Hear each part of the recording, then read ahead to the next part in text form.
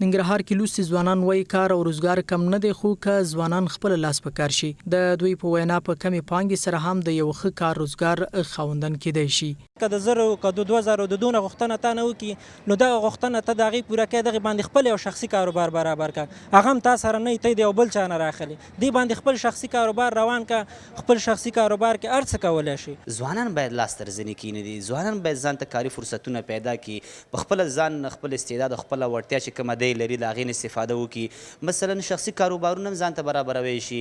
ټولنیز فعالان هم د کار د ترلاسه کولو په برخه کې ځوانانو ته ځینې مشورې لري.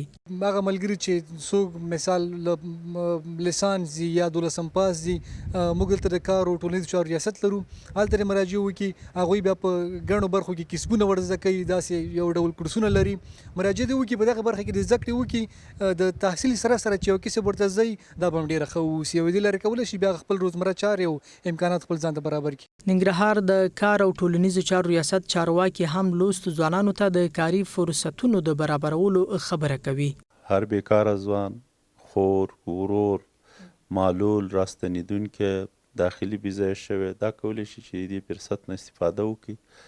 هر کسب مسلک سره چې دوی علاقه ولري، کار او اجتماعي ریاست ته دې مراجعه وکړي، هغه په خپله او د همکارانو په همکارۍ همکارو مساتو په همکارۍ باندې دوی ته د زده کړې زمینه برابروي.